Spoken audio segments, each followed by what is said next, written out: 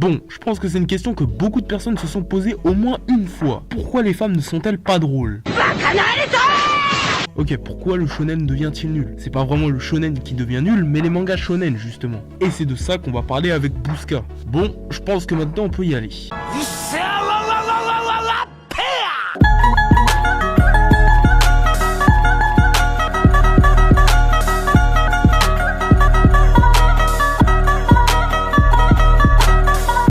Il n'y a pas de doute, les shonen sont vraiment un type de manga à part. Ses codes et sa narration sont pourtant similaires d'une œuvre à une autre, mais on ne s'en lasse jamais. Mais avec l'explosion des mangas à l'heure actuelle, cela devient-il chiant et répétitif. En effet, parmi tous les différents types de mangas, le shonen est le seul qui est régi par des lois et une véritable recette derrière. Nous appelons cela le neketsu. Déjà, il y a toujours le personnage principal doté de capacités surhumaines et qui incarne une grosse volonté. Il a toujours un rival complètement à son opposé et aussi un antagoniste ou un méchant qui représente le mal absolu pour rajouter un peu de mayonnaise. Pour construire une certaine personnalité et continuité autour du personnage principal, au tout début de l'histoire, le protagoniste est souvent orphelin. Par exemple, Naruto qui a perdu ses parents à sa naissance, Luffy qui a été élevé par son grand-père, ou même abandonné comme Gon dans Hunter x Hunter. Il faut suivre également un schéma narratif toujours similaire dans chaque shonen. Celui de My Hero Academia ou Naruto est assez similaire. On se retrouve par exemple avec un tournoi à un moment de l'histoire, permettant à l'auteur d'installer un rapport de puissance entre les alliés et les ennemis. Et le truc qui revient le plus souvent, c'est lorsqu'il est sur le point de perdre ou de mourir, le héros se relève toujours plus fort que jamais grâce à sa volonté. Et à plein d'autres exemples que j'ai la flemme de citer. Bref, t'as capté, le neketsu est la véritable recette pour faire un manga de type shonen. Mais est-ce que c'est toujours bénéfique vis-à-vis du public? Alors j'ai envie de te dire que oui, car les mangakas sont passés maîtres en création et en narration d'univers. Voilà pourquoi quand on lit des shonen, on ne s'en lasse jamais. Par contre, cela peut devenir vraiment lassant, car de nos jours, de plus en plus de mangas font la sortie. Et si ces codes étaient vraiment trop exploités dans les mangas actuels, et ben le lecteur se lasserait hyper vite. On compare par exemple de plus en plus de mangas les uns les autres, dû à leur similarité, ce qui peut donner des impressions de limitation scénaristique, ou des commentaires du genre « ouais, ce manga ici, trop ce manga, etc. » Tout à l'heure, je te parlais du schéma narratif de Naruto et de My Hero Academia. Tous deux ont usé d'un tournoi pour installer un rapport de puissance.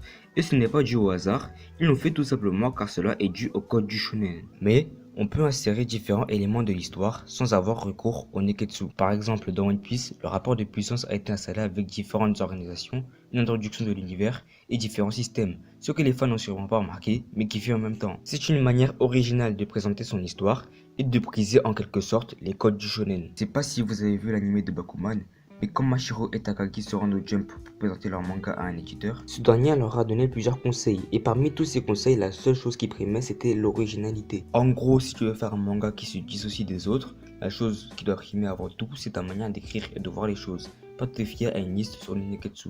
De toute manière, le shonen c'est quelque chose d'original. Aucun manga se ressemble. Tous ces mangas sont différents. Je suis orphelin. Je suis orphelin avec un père qui m'a abandonné. Karim. Je suis orphelin avec un père qui m'a abandonné. Mon père a disparu et une mère morte. Devant mes yeux.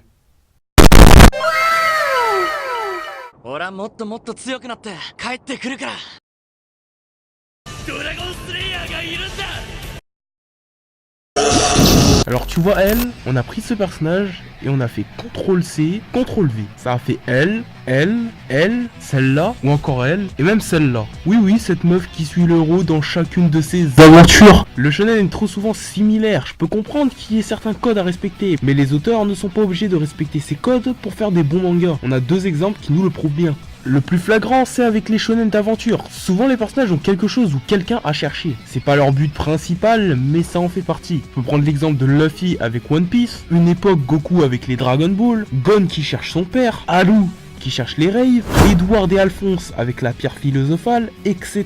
Pareil pour le sport, leur but est souvent de gagner le fameux interlycée, mais ça c'est plus pour les sports d'équipe que solo. Les transformations, grand pilier du shonen introduit par Dragon Ball. Ça dans tous les shonen d'aventure, t'y échapperas pas. Il y aura forcément une transformation. Je trouve que les shonen, et même le manga en général, ne laissent pas place à de nouvelles choses. Je dis pas que les scénarios ne changent pas, au contraire, certains sont très originaux, mais c'est plutôt sur la forme du shonen. Le personnage aux cheveux décoiffés qu'on retrouve dans tous les shonen, son meilleur pote qui était de base son ennemi, tout ça.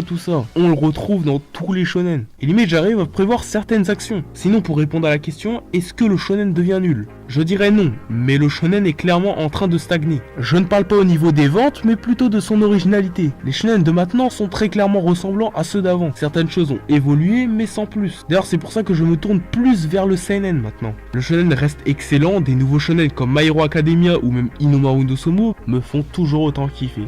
Donc voilà les gars, c'est la fin de cette vidéo, j'espère que vous l'aurez kiffé. Sur ce, c'était Tachi et Bouska, sayonara.